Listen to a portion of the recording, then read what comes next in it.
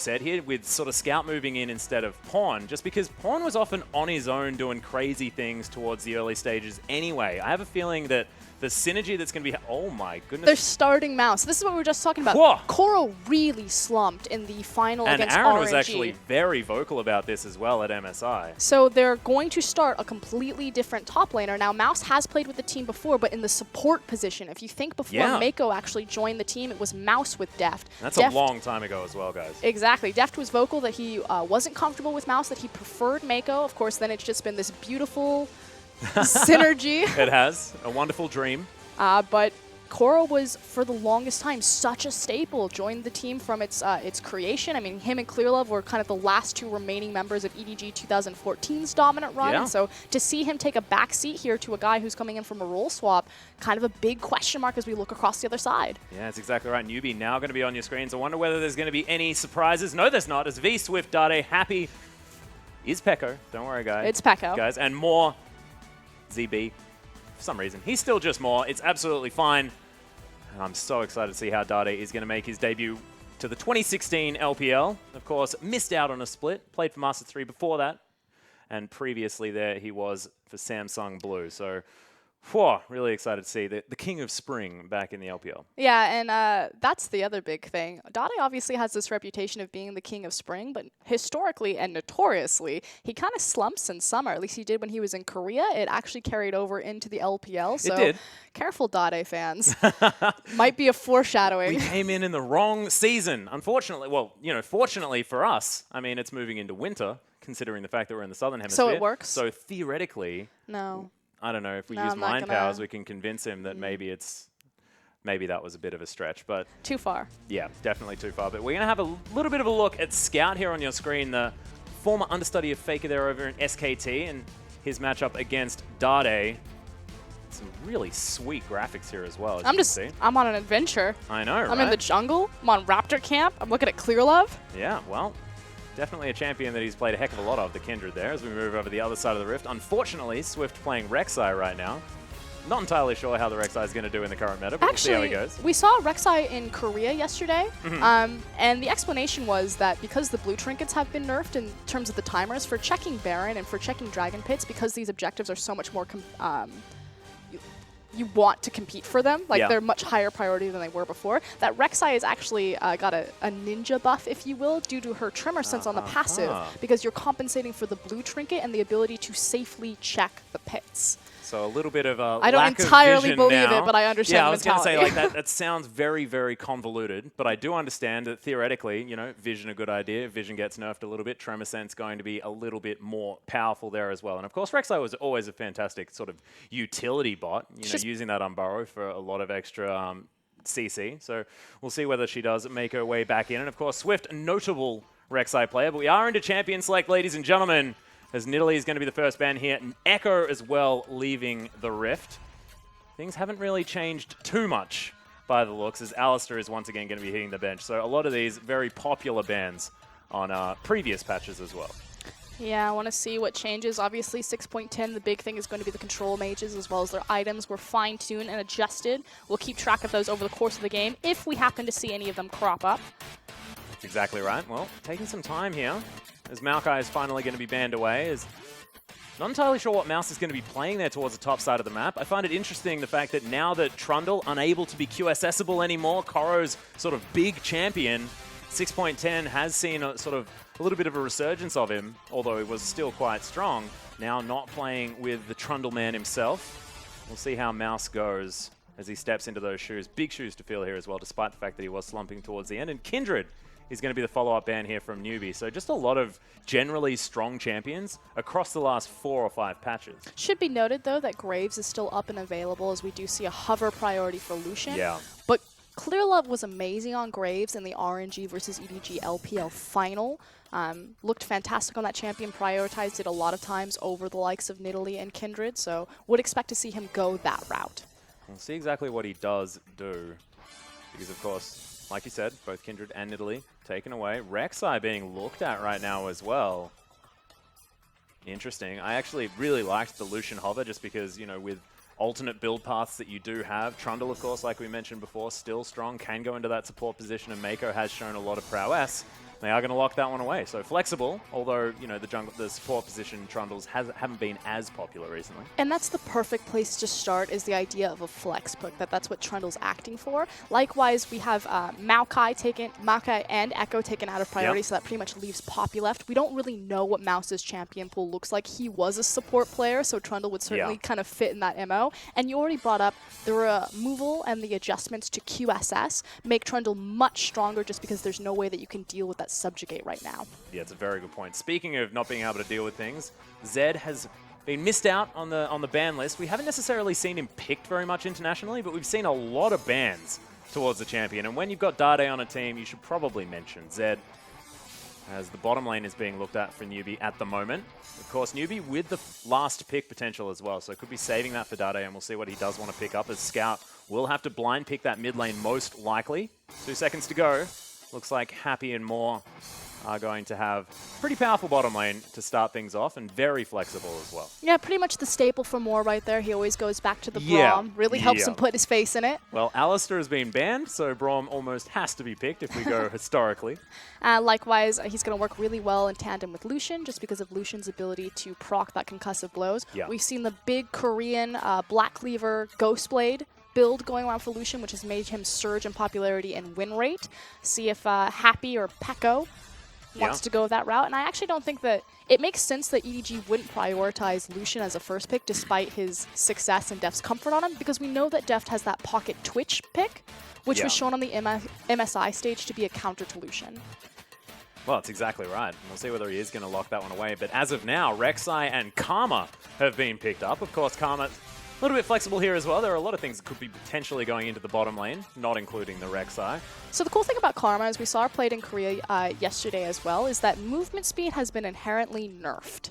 Yeah. The removement of enchantments on your boots and the likes of this distortion, especially kind of like the really big one, Alacrity, makes any champion that makes you run faster, I mean, it's just a slower, everyone's just slower. Yeah. So Karma works out pretty well. Sivir is actually still available, and we saw a lot of Sivir bans in Korea yesterday as well, so that's also another option that Deft has. Most certainly is, and with Maokai being on the ban list as well, no Vengeful Maelstrom there to stop a lot of that AoE damage. Azir as well has slipped entirely through this draft. And they also have 2 flex picks. That's the other big thing about Karma, is that she can still be slotted into that support or that mid position. Yeah. And that is a Swain. Yeah, Swain has been locked in, so could be going to V, could be going to Dade. I'm pretty sure it's going to V. I'm really curious to see how it plays out. I was curious about the Swain, so I'm very excited to see what Newbee will do with him. I actually really like it into Trundle there as well. Of course, Trundle notoriously kiteable, and if anyone wants to kite you, it is most definitely Swain. Champions without sort of instant gap closing ability can generally struggle against the man, but we are going to have the Caitlyn and the Azir locked in. So much AoE DPS out of EDG right now, and I say DPS just because they have so much consistent damage in both of these threats from relative safety. Yeah, it's a big kite team, effectively. You have Trundle there for the disengage with his Triller to make sure... with his pillar to make sure that Newbee can't dive out on top of them. And if you actually look at Newbee's composition, something that they're struggling with is their hard engage, especially against the reset potential and the kite ability of Trundle, Karma, and Azir. It's going to be really hard for Newbee to ever catch them. They're effectively praying for Swift to get a god tier insec or for V to get a root. Yeah, or, you know, a Flash Glacial Fissure to start things off there on the side of Mor. Still used as more of like a disengage or kind of like a disruption, especially as opposed to like a hard CC. Well. Yeah.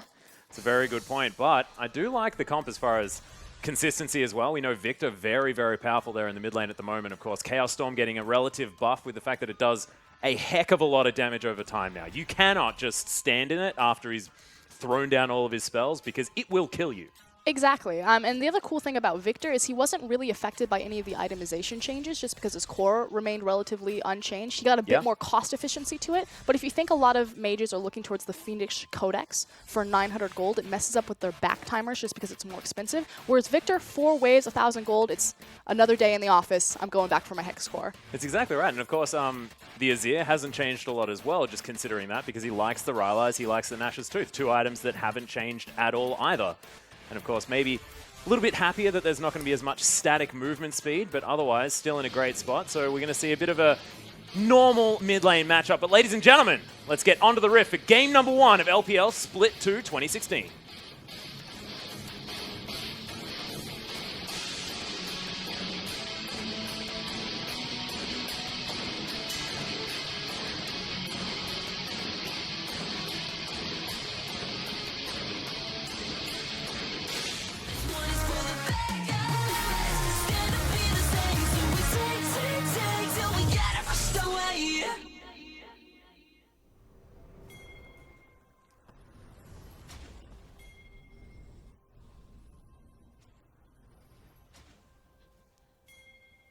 And here we are, ladies and gentlemen, onto the Rift for game number 1 of Split 2 of the LPL. It is Newbee taking on EDG. EDG are going to be on our blue side. First up, as Dade debuts himself into 2016 on the Viktor, a champion that he was favoring quite a lot. Of course, was very, very popular when he was playing for M3 last time we saw him. The irony that Newbee come out front-loaded with the Viktor, and it's not Doinby at the wheel. I'm really excited to see Swain here as well, because, of course, we've heard a lot of things. I think just based off win rate alone, top lane Swain at the moment, very, very strong in the old solo queue. But we'll see how he goes here in the LPL for our first match. We are going to have a look at the Keystone Masteries here. Deathfire Touch, pretty standard stuff for the Swain. If you got those dots, picking that one up is definitely a good idea. We'll make him a massive late game threat. Anything else standing out here for you, Proskar? No, everything looks fairly standard. I'm actually more surprised that the teams aren't opting into a lane swap. EDG and Newbee never really had the disposition for lane swaps if you look back to their spring split, but we've seen a lot of that happening in Korea, but it looks like it's going to be standard 2v2. Yeah, and who do we think that this will favor? Of course, historically, it has been that EDG give them standard lanes and they will just run over the top of you. Do you think that that will change now that the solo laners are different? Typically, when EDG would opt into the 2v2, it's like you said, this idea that they're going to elongate the lanes. They had one of the longest, or I guess I should say latest. Just took the Gromp. That's unfortunate. Latest tower drops of any team in the LPL, and it was really to create space for Clearlove to just fight the enemy jungler. But this time around, he's looking at Swift. And you have to remember, Clearlove and Swift really haven't played across from each other. QG were on the opposite side of group stage from EDG all last split. So Clearlove and Swift only faced off once last year. And of course, were unable to play that semifinals match that they should have in order to get EDG into the final against RNG. Torment coming out here from the Swain as V is putting on a little bit of pressure. Of course, Mouse with a fair bit of sustain considering the King's tribute. He should be okay, but as we can see, already relatively oppressive utilizing that range. Yeah, other thing to note is not opting into a lane swap. So the thing that I love about Lucian and why I think that he's a #1 priority carry is we actually do see a ping for Clearlove possibly looking for an invade. I actually think he's just going to secure this Scuttle Crab since his laners are pushing up in the bottom lane. Is that Lucian performs really well in a 2v2 as well as a lane swap. A lot of people don't see Lucian as a sieging champion, but he actually can take down towers quite well with his double tap passive, and I feel like that's what really cements him as kind of the top tier AD carry right now. Bit of a chase scenario going on. Yeah. Slowest moving chase in the world. Clearlove, of course, quite large health bars, meaning that Swift probably not going to be able to kill him necessarily, but that's exactly what he's going to eventuate here. As Death Ray is going to nail Scout, but of course, a lot of wave clear here in this mid lane. A lot of safety as well with both of these champions being able to farm at range. I have a feeling we're not going to see too much from them for now, as we can see that the blue buff has yet to be taken. We'll see where the Scout actually picks up the first one. Rek'Sai known to not necessarily need blue buff at all. The 15% extra AP that you now get on the 6.10 patch, also completely irrelevant to a Rek'Sai.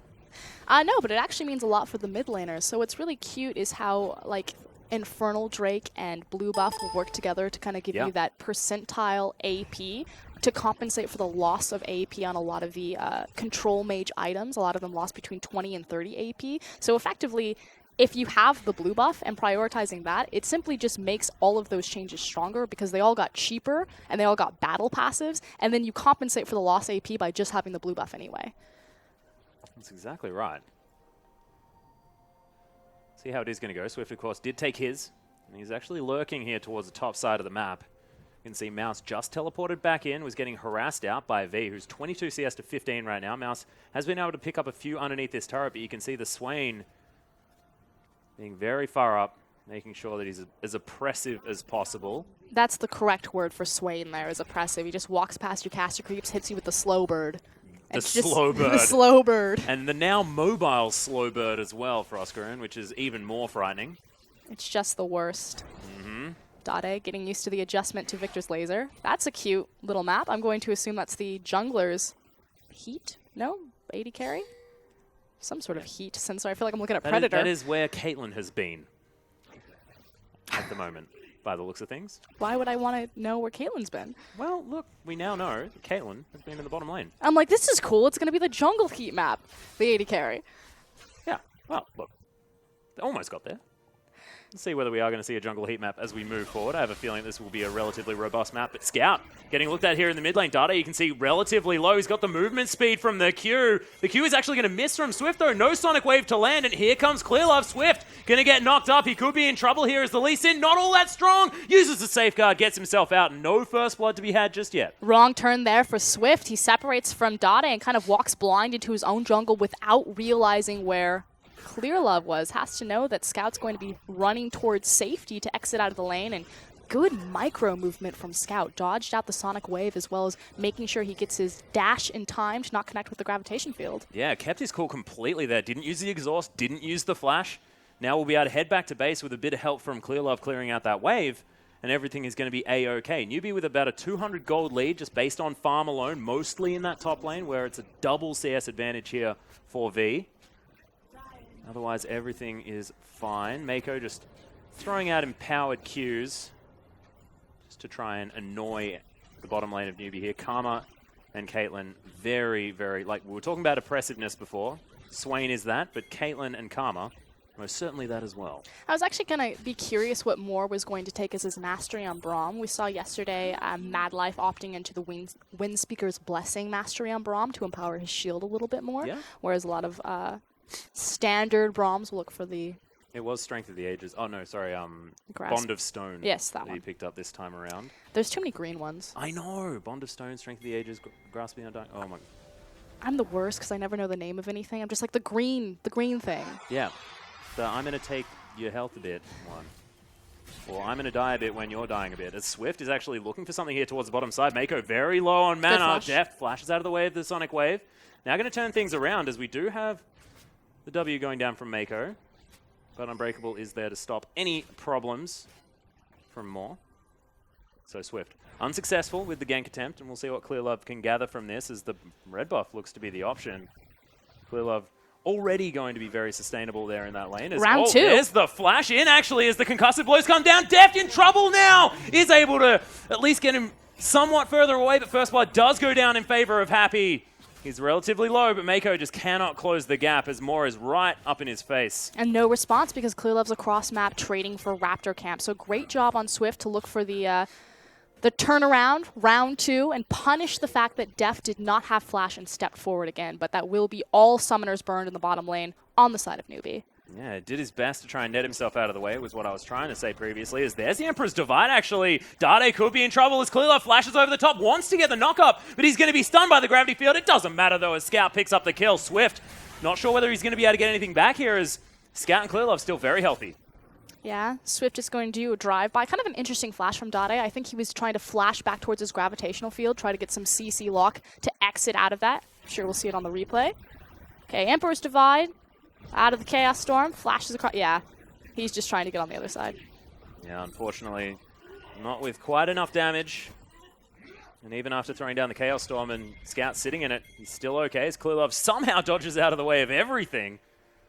As the chair and the Sonic Wave go a little bit wide as he heads through his tunnel. I believe in the power of Rek'Sai. Yeah, I believe in her coming back. Yeah, I regret everything that I said. I mean, obviously, Kindred and Nidalee were both banned, so that's the important thing to underline, is I still think that Nidalee is going to be the top-tier jungler just because of her ability and her efficiency to get around the jungle. Especially when we're talking about these two junglers as well. Clearlove has shown fantastic proficiency on the Nidalee, as well as Swift. Both of these players able to play the carry role if they need to. And naturally, Swift has such comfort on Lee Sin, probably one of the best Lee Sin players in the LPL. But to pick it into Rek'Sai, for a long time, Rek'Sai was considered kind of a counter to Lee Sin just because of how they'll interact on a micro level. Obviously, the ability to interrupt Q with her unburrow. Yeah. It's not as dominant as it once was with the adjustments, but I know Rusty's actually a big fan of Lee Sin right now. Oh, the steal comes in for Swift, though. Heads in, grabs himself a blue buff, says, nope, Scout, you ain't getting that. Steals it away. Rusty's a big fan just because of the change to experience for Lee Sin. Is this the one that I wanted? Yes, the Lee Sin heat map. Yeah, so spending a lot of time on the top side of the map by the looks of things, as V is going aggressive on a mouse in the meantime. What can you make of it, Proskeren? He likes the top side of the map. That's what I got. It's red up there. Oh, good, I got it right. Nailed it. Yeah, well, Net's going to come out here as Deft is looking for something. Meiko goes down the focused resolve. That doesn't find too much. Nice Peacemaker. A lot of damage onto Happy there. Yeah. Still managed to take the BF sword when he was killed, come back, so didn't lose a lot of his power there. That said, you do have the Black Cleaver build. Yeah, so Ghostblade almost completed here for Happy as well. That's what I wanted, Ghostblade. Purple sword makes you run fast. Yep, exactly right. You should know about this, being a previous IG fan, as Clearlove is going to take away the Gromp. Let's break down this build, why we have a bit of farming going on, although Clearlove is actually postured behind tower, and teleport is available. They're not going to. Wave clear as well is just going to be used, making sure that Newbee are going to stay safe underneath his turret. Ultimate comes out from Deft as he says, more, go home. I think they thought about it. Okay. I think they thought about the dive, but the fact that both teleports are available and they knew that Swift was on that side. Oh, you need one of those. You need one of those, I think. The Hoo-Hee special. Yeah, not quite able to find it. Is Scout. Never mind. Of course, Dade did not have flash or anything like that, so could have potentially been an easy slide and scoop as Mouse dodges out of the way of the never move, but V just able to sustain up so much of this. Now with the Rod of Ages completed as well, he's not going to have too many mana issues. You can see Mouse actually still struggling here towards the top side, but has managed to get a bunch of that CS back, so hasn't been exactly exponentially exploding that CS gap on the side of V. So let's talk about the Ghostblade Black Cleaver build, kind of back to this point. Obviously, it's super cost efficient. Your power spike comes very early. It does a ton of damage. The other really cool thing is the fact of how quickly Lucian can stack up the Black Cleaver shred, just because of how quickly he's going to rotate through all of his abilities. But the big thing for me is that CDR then translates into mobility for Lucian, because anytime you build into CDR, it's going to make your Relentless Pursuit come up that much more often, which guarantees you that much more safety. And then the other thing is that he's got a Lee Sin on his side. But, you know, he doesn't have an AD top laner. I feel like that would just make it a little bit... I wanted the ribbon. Yeah, it would have made it a little bit cooler. You're exactly right. But at least he's got Lee Sin. I mean, we see so many of these Black Cleaver builds coming out of Lucians. They have, like, all magic damage on the rest of their team. Well, we'll see exactly how it is going to work out. Like you said, regardless of whether or not anyone else is going to be utilizing it, it is still very, very strong. Do you think that it's more of a mid-game build here? Because we have seen some Lucians still going towards that Essence Reaver with the Infinity Edge. That's and, the bigger like thing, the is the Infinity Edge, as opposed to the Essence Reaver for me. Just making sure that you get that big, high crit probability. Yeah. Because obviously you don't want to sacrifice in your build. I think Spawn was talking about the difference between like 40% crit versus 70 to 80% crit, and how that's going to really minimize your damage. That's a really good point. At the moment we do have the Ghostblade portion completed for Happy. Is Dade getting a little bit zoned here from Scout, being the oppressive Azir that he is. Almost has the Nash's Tooth, as well as a cheeky Negatron Cloak to keep himself safe against the double AP. Let's see what Clearlove's going to be building up next as well. He may want to grab an Aegis relatively soon. Got the Cinder Hulk up and online. Yep. Trying to be as tanky as possible. Yeah, no surprise there, and also opted into the Sightstone. Been a while since we've seen the popularity of Sightstone junglers. Again, this seems so little, but changes to trinkets really affect the vision game. So picking up a Sightstone jungler, having the Tremor Sense available, we'll see if this helps EDG out when we start contesting these Fog of War objectives like Dragon, like Baron, like Rift Herald. At the moment, we can see that Newbee just continuing to get shoved here on the bottom side of the map. This tower actually taking significant damage as Deft, speaking of significant damage, is going to take a fair bit himself. Swift waiting in the wings, Clearlove on this side of the map as well, in clear vision of Newbee, so they know this is most likely going to be a 3v3. More very low underneath his turret. Pings going down as Swift is going to be discovered. Prey Seeker, effectively named here at this stage. Does manage to spot him out. Again, EDG keep kind of hovering around this idea of diving the bot lane, utilizing the poke that Deft and Meiko have put down, but never pulling the trigger, being very cautious and respectful to Swift, and more importantly to V, still having that TP in the top side. You can see Swift actually having to tank an ace in the hole. Deft just throwing that one out basically as soon as it's up off cooldown, if he has the mana for it. Right now, quite low, is Clearlove going in for Cloud Drake #1. Of course, Elemental Dragons now here in the LPL. We thought that we may see a bit of focus here on the Dragon, but 15 minutes have gone by, and Clearlove now just looking to solo this one out himself. You can see the bottom lane from Newbee had to go back. It's a good time to do it. Yep, likewise, Scout has complete control of the mid lane. right there. Now Cloud Dragon will give you your movement speed. It's going to start relatively small. I think kind of the general consensus is as Scout gets kicked off. Yeah, there's the kick. Hugh's going to land there as well as he does make his way over. Nice flash there out of Scout as he may need to use the Emperor's Divide, but it's a little bit late. Chaos Storm going to lock him down, and Dade gets himself on the board. Too little, too late, but it's 2 flashes traded for Scout's life, and nothing much will really come from this in terms of creating pressure, creating an objective. Well, we'll see exactly what is. As Dade is continuing to push things out. Mouse it's gonna trying to stay healthy, but he can't really. Underneath this turret right now, it's just a struggle. Yeah, he's slowly but surely losing this lane. And by slowly, I mean 85 CS to 135. And that was the thing that I was going to point out in the mid lane, is that kill effectively translates to a CS discrepancy between the Azir and Viktor. I still think Scout's fine simply because Azir can always just stand back and wave clear. But the more immediate problem on the map for EDG is going to be that Trundle. But it's fine because we're in mid-game. Caitlyn's unlocked, roaming around, which means Azir should actually be shuffled into one of these side lanes, although he's walking back up mid. Yeah, and trying to get the siege on here. You can see Renan's Hurricane now completed here for Deft alongside that BF sword that they like to grab just to make sure that you've got as much flat damage as possible so that all those bolts are doing that a little bit more. Helpful for wave clear there as well. Scout's just going to take away his own blue buff. And hopefully Swift isn't going to be able to take it away from him. He's on the other side of the map, so he should be fine. Yeah, big adaptation here. It seems to be the priority of trying to get V off of this troll in the top lane as we have Scout also motioning over from his blue buff. Yeah. Nope, doesn't look like they're going to go for it. No, Mouse just trying his very best to actually back here. Recall getting cancelled from that Torment. Happy moving in here towards the bottom side. But the question to me is, I mean, Swain has always been a lane bully. How is this going to translate to sort of the team fighting stage? And what is V going to be used for in the late stage? Obviously, he's going to bring some, I'm going to call it soft CC. Naturally, he does have his root available to him, but kind of that slow and that big AoE bully presence. I'm more so concerned with what's happening on the map right now, though. There were pings into the bottom side, so EDG should have set this up where Caitlyn moves into the mid lane, Azir takes over for the bot lane, and Caitlyn's now just in charge of slowly chipping away at Dade, forcing him out and chipping away at that mid-tier tower.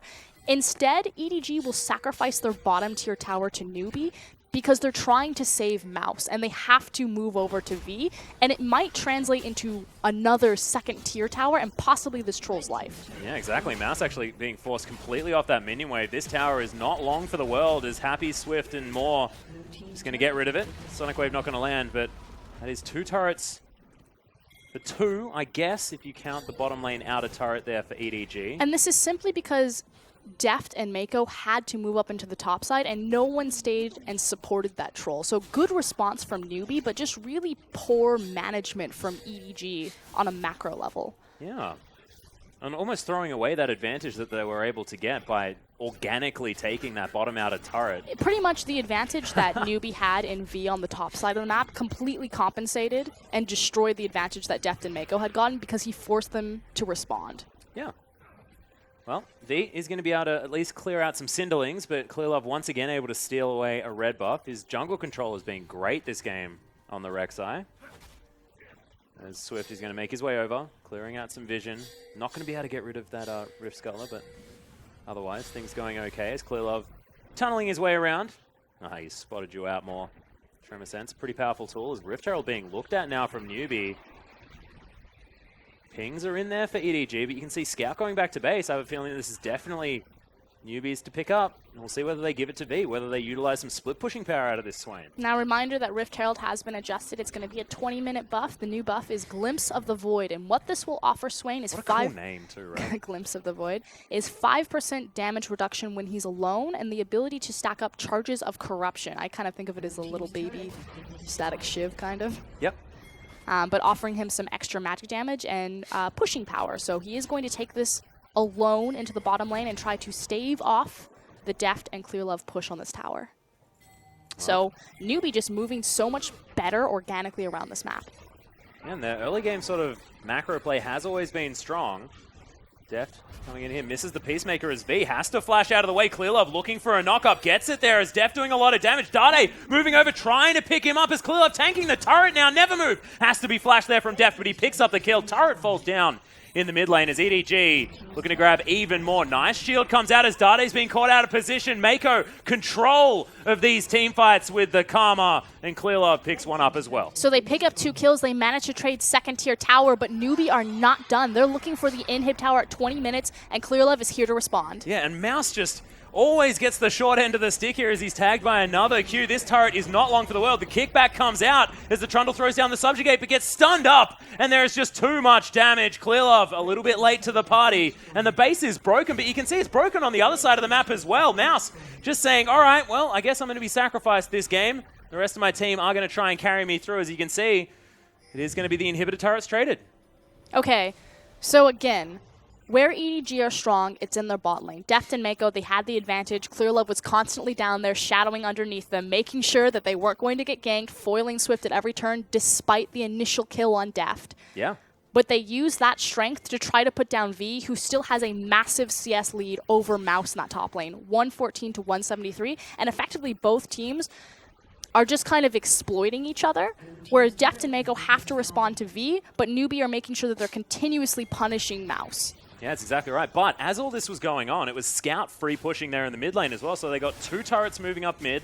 EDG also able to clear out the up to the inhibitor turret in the bottom lane. So sort of as the dust settles here, it's just an extra turret going over to EDG. So despite the fact that Newbee looked good in their decision making, things still going okay as Dragon has respawned. It is going to be an Ocean Drake there as the ult flies through. Lots of poke damage coming out from EDG. They want this Dragon.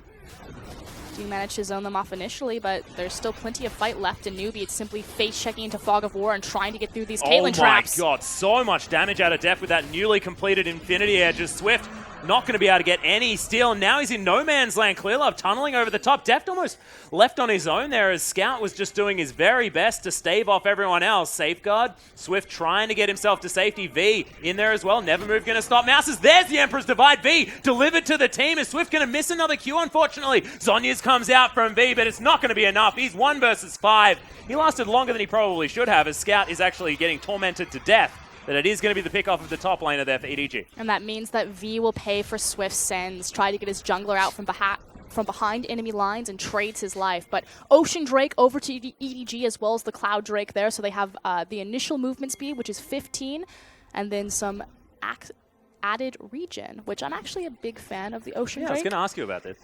So the cool thing about Ocean Drake, especially as you start getting more and more of them, is that they adjusted on the 6.10 patch, so it's out of combat. So you must not take damage for 5 seconds from champion, monster, or tower, and then the regen starts to kick in. As I'm trying to explain it, they're like replay. Yeah, nice movements there from Swift to get himself out of the way of the Emperor's Divide, but otherwise it's just EDG with better positioning around the Dragon.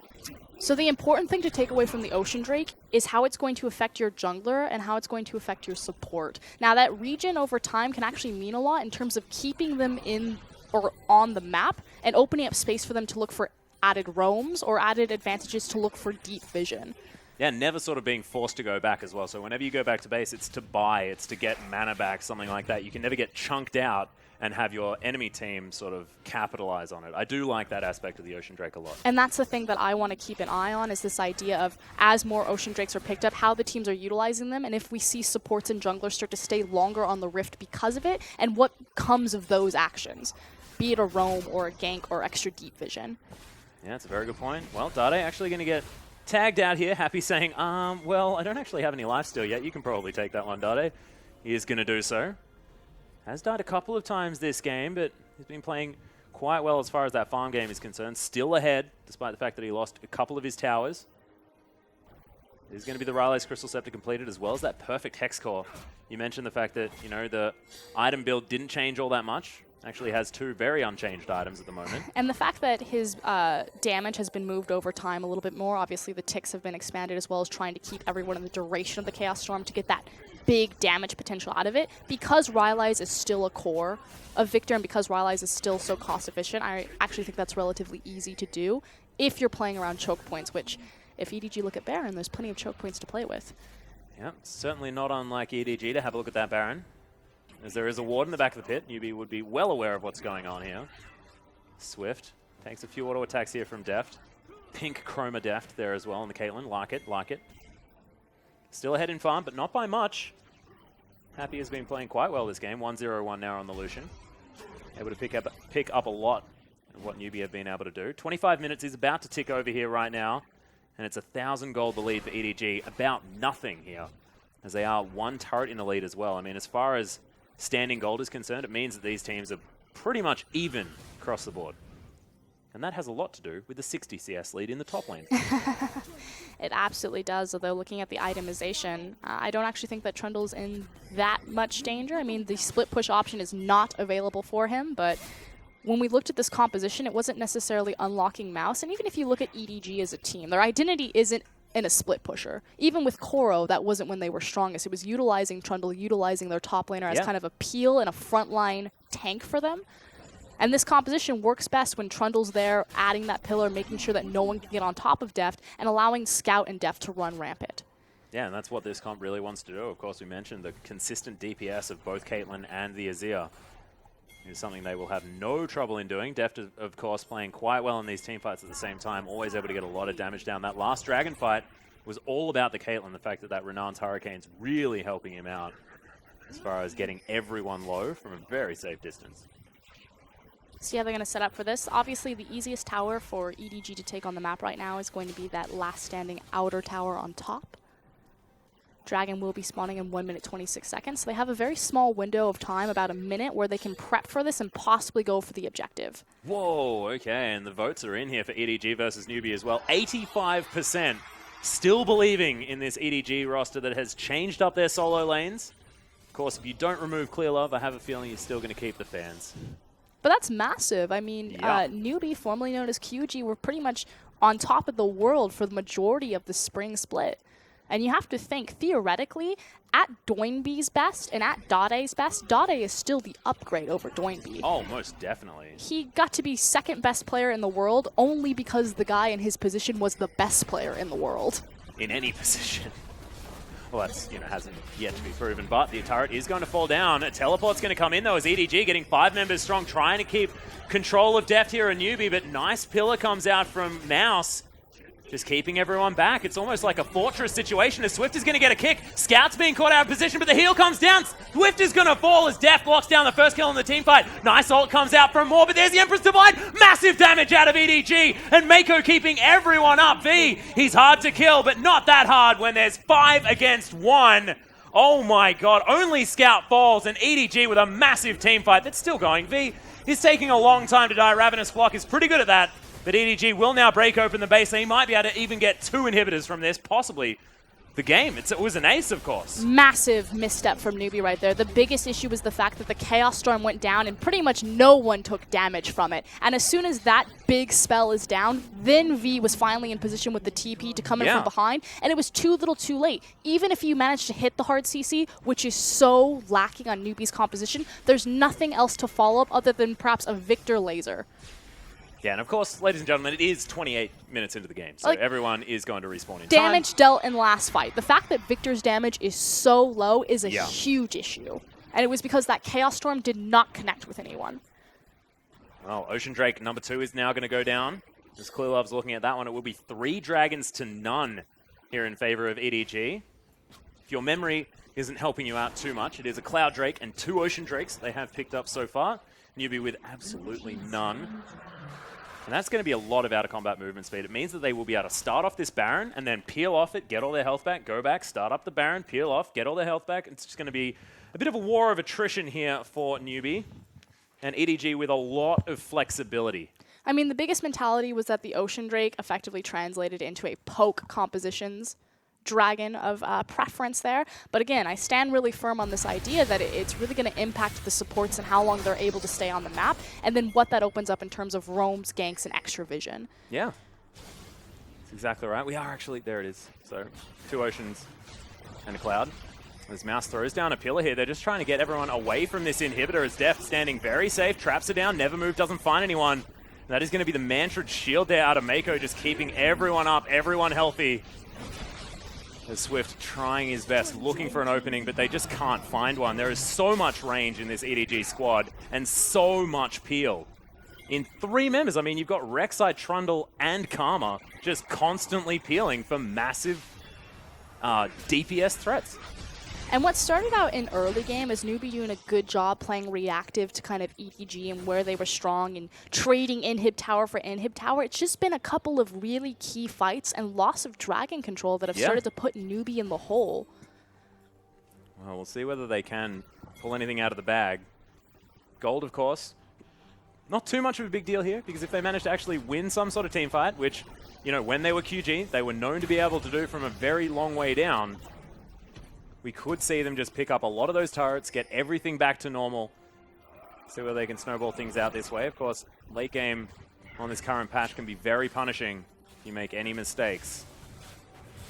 But with all of the extra dragons, with all the extra control that EDG have managed to pick up now with 2 inhibitors down, this Baron buff now going to be the option. They're in so much control this game. It's just been very clinical League of Legends from EDG. We talked about how they had like a window of opportunity of about a minute before the next dragon was coming up, so they made sure to contest for that top tier tower because it was the easiest one to dive. They got a massive team fight off of it. It snowballed into a top inhibitor, rotated down into the dragon. Because they're playing across from the top inhibitor, they take the bottom inhib. Now that they have bottom inhib, they can start playing around Baron, which that is completely warded. And now it's kind of like siege them, wait for these big super creep waves to push in, and either they decide to pull the trigger for the dive here, or they can pull back onto the Baron. Yeah, utilizing the shields here to tank up the turret, get a few cheeky auto attacks down. Deft doing the very best he can. Has a lot of attack speed right now in 2 attack speed items. And now they're just setting up for this siege. So many traps down, not a whole lot of entrances into this turret. And you can see that is the last inhib turret, falling down for EDG. Oh, Swift looking for a flanking play, but loses half of his health for it. Dade as well now off to the side as Clearlove looking for a way in. Scouts around the side. Meiko gonna get caught by the Never Movers. You can see more right in amongst it. Swift has closed the gap, and look at how far Deft is away. Scouts falling down. Dade has got the damage this time, but V completely out of mana. Never Move not gonna find it, and EDG still set up as a unit, despite the fact that they're a man down. And that's the big thing. It's kind of like a boulder. You can't get into it. I'm gonna say turtle. Yeah.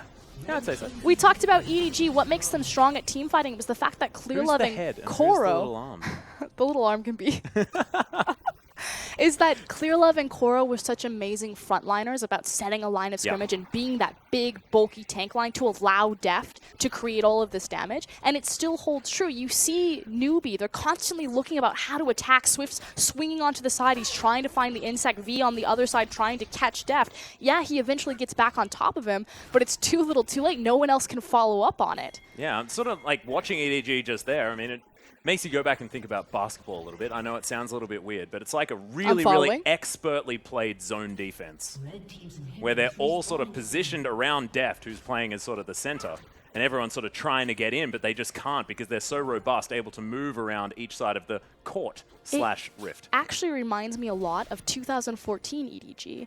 2014 EDG had this reputation of being baby blue after Samsung blue. They would take games really late and they would just have like these amazing team fights where it was all about control. This is almost a completely different roster. In fact, the only remaining member is Clearlove from that, but it's a very Deft similar actually style. played on Samsung blue though. Yeah. So I guess, you know, adult blue.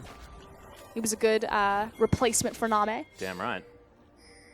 He's playing very, very well this game, despite the fact that with all of the farm that's been thrown at Newbee, Happy has been able to pick up a fair bit of it, ahead by about 20, but not too worried there as Deft, as he's almost towards his 4th major item, not including the boots, and the Baron is going to be started off. A lot of damage available here from EDG, as Sonic Wave's not going to find anything. Swift doesn't want to go too far in there, as EDG just waiting. He steals it! Not sure how that even happened, as Swift just proves that he still has his smite button exactly where he wants it. Newbee may have just bought themselves some time. Huge play from Swift right there. Okay, not huge. How did he even get into range? Because he queued in. So it wasn't on the Baron, because he didn't do it with the execute damage. He actually just did it with the smite, because he queued in onto a member of EDG, then just hooked in and got it But mid. he got Empress divided straight away. I didn't even think that he closed enough distance, but EDG, they're upset about this Chaos Storm onto Deft actually, but Shield's coming in. Still taking a fair bit of damage from it. Might actually need a little bit more as the Q comes out from Swift. He's trying to set something up, but after the kick, they can't quite find their way in. The zone defense still working. Okay, let's reevaluate. 2 inhibs just came up. Baron is available. V wants a flank, has full mana right now. Never Move, doesn't find anyone. Torment for a little bit of poke. As now Newbee just trying to get all the flanks out of all the sides. You can see the culling flying through. Lots of damage onto EDG, but they're holding strong. Deft as well might have found V. The last auto attack not going to be quite enough, as Happy cannot be up that far as the low range Lucian, as everyone may need to just go back to base. At least one inhib is going to fall down. Another to follow immediately. And EDG, just with super creeps alone, take one of them, and then the rest of the team with the siege take down another. So Baron will be helping with the counter siege now. This is Newbee. such a cool composition from EDG. It's not like it's like two massive tanks in front of you and they just can't shred the tanks, because Lucian has a tank shredding build. That's the other cool thing about the Black Cleaver Ghostblade, is it's so effective at shredding through tanks. Yeah, now he's got the Last Whisper item as well, so he's massive. It's simply that Newbee can't reach them. Yeah. It's effectively like one guy with a really long arm just holding the other guy at like his forehead. And just like, you want the ball, you can't get the ball. I like this. There's lots of ball game references here. I'm beginning to understand. But you can see, I mean, there is nothing in this gold lead. Newbee is still absolutely fine if they can sort of reconsolidate, make sure that they just sit back, turtle up, maybe as EDG are doing. I mean, they're the aggressive turtle right now, whereas Newbee have to actually sit in their base and just try and stop the onslaught. They have such limited options about how they get a hold of EDG. I mean, again, your hard CC is you're looking entirely at Swift. Yeah. And then V trying to find a flank. Swain's not terribly good at a flank. I mean, obviously he wants to be in the middle of people, but again, you're competing against the likes of Karma's speed, Azir's repositioning, the unburrow displacement from Rek'Sai, and then Trundle. Hello, Pillar. Yep. I'm a troll. Get screwed. There was a dance that went with that. Once again, some mantraed movement speed here out of Meiko, just trying to get Deft around as quickly as possible. It goes back to this idea that movement speed is so important, I think, in this meta, just because everyone's slower, and they literally just can't move fast enough. As there's the flash forward. Yeah, massive flash there out of Mor. He's trying to go for the desperation play, but he falls down for it. V with a decent flank as Empress Divide. Going to get him out of position. You can see Deft and Scout utilizing this, but Deft is going to fall down. Dade picks up the kill, now trying to do the best he can. Scout falls down. So much of the damage is now dead from EDG, and they're scattering to the hills. Mouse able to create some space there from Clearlove, but that is two Nexus turrets that are going to fall down as all of this has happened. As far as PvE League of Legends is concerned, Newbee going to have to play a lot of it. So think about the extreme circumstances in which Newbee finally got their composition to work correctly against EDG's comp. They effectively had to flash right on top of them, as well as get the perfect flank TP into another flash to win. Which means that they're so reliant on those summoners to win team fights, and this is why they're in the situation that they're in now, is because it's too little too late. It's actually, I think, Dade with big plays here. Yeah, Dade actually did a whole bunch of work. Look at how stacked they are for this Chaos Storm. Yep. Finally gets in the choke point, just deletes Deft right there with the laser, then has a really nice Chaos Storm. No one's helping out poor Scout here. He's on the back. He's got a giant bird on his face. Yeah, not something that you want, but Newbee unable to find anything from this, of course. With two inhibitors down, they have to play defense. And with the fact that their Nexus is now completely bare, they have to be very, very careful. Sweeping out the base going to be a massive priority. Likewise, Elder Dragon will be up and available for next spawn. Yep. Which means that it will be a 1.5 increase on 2 Ocean Drakes, as well as a Cloud Drake for EDG, or a single Cloud Drake for Newbee. Yeah, you may have seen the icon, ladies and gentlemen. It was an Ocean Drake on your screen, but unfortunately that is incorrect. It was, in fact, a Cloud Drake. So not necessarily the most powerful. Out-of-combat movement speed is good, most definitely, but when you're sitting in your base, like Newbee are doing, they don't necessarily need that out-of-combat movement speed that much, plus there's a million minions to kill, keeping you in combat indefinitely. Is now Pinkward going to fall down. Deft clearing things out. Hasn't changed his build at all for a very long time. Of course, wants a Bloodthirster, wants a Mercurial Scimitar, and that is very large amounts of money that he is required to have in order to complete both of those off. So in a bit of a rut at the moment. So much respect from EDG to just try to continuously flood Newbee's base as opposed to rocking up to the mid inhib and trying to contest that. Again, you have to think there's pretty much every gap closer down on the side of Newbee, save for V's flash into that top lane. He doesn't have his TP, so he can't pull another flanking play with his home guard advantage like we saw last time. So I actually think it's a perfect window of opportunity for EDG to try to contest that inhib because they don't have the hard engage capabilities anymore. But they're saying, no, we're going to play it really safe. We didn't like the role of the last team fight. Let's wait for the dragon. Let's wait for the Baron. And let's do this clean. that might be a bit of an error. Yeah, well, there's also the last time that they team fought as well, Newbee were able to find their way in. You can see that massive gold lead just no longer even at all present. This game has been super close. Yeah, it's completely tied up. And the fact that it's 11 turrets to 5 Exactly, is that's ridiculous. the big thing, is the big tower discrepancy, but that goes back to the farm. Look at V still, 341 to 204. But that said, a super farmed Swain versus an under-farmed Trundle isn't translating to any sort of lead in terms of this actual game. Yeah. Ravenous Hydra actually being completed next here for Mouse. He wants to actually be a damage threat in these fights. Or split push. Yeah. Well, you can see now, it is just Deft trying to get some damage onto Mor. Does have the red buff, of course. And they are just able to clear out minion waves so incredibly effectively, stifling Newbee's ability to actually move anywhere and create anything. This is also the point in the game where Lee Sin, we talk about kind of his power curve as a roller coaster. You know, he starts really early game, he's super strong, he's Lee Sin, I got the dual potential. Yeah. Then it kind of comes mid game, it's, Lee Sin, I kind of wish I had something else on my team. Yep. Super late game when those death timers are incredibly punishing. Lee Sin, all it takes is one person being out of position, trading your life for that Azir, trading your life for that Caitlyn, and it's all worth it. Yep, that one kick. And Swift, I mean, if anyone's going to get it. Well, yeah, he's already saved so much of the game by stealing away that Baron. If you remember the situation, of course, if there was a Baron buff for EDG, that Siege would have just been a dead base for Newbee. But they managed to utilize that Baron in order to keep the defense up. And now all of their inhibitors are back. Newbee now have an opportunity to move out of their base, create something where they can. Look at Dade. 435 CS right now. Sitting in his base, just clearing things out. Almost 400 CS for Happy at the same time. And V, that's a severe flame horizon of 140 approximately. Looks like they're going to continue to try to siege for this inhib, not turn towards any monster objectives. Yeah, Mantra comes in.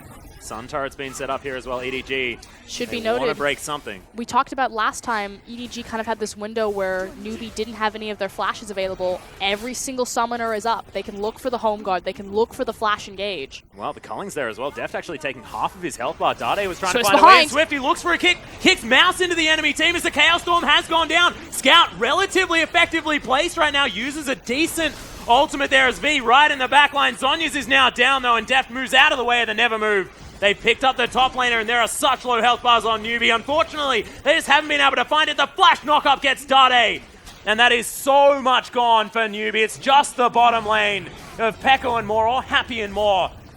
And the Nexus is going to fall down. What a game one in the LPL as EDG were able to win in the end. Brilliant final team fight from Deft in particular. He was able to survive the storm, weather the storm, if you will, long enough. The Chaos Storm. As well as V placing himself right in front of Deft, using the Zhonya's Hourglass while he's in ultimate as pretty much a zoning Hourglass to keep Deft in between the Sun turret, but it didn't matter. Zhonya's Hourglass. I like it a lot. I see. I got you. Yeah.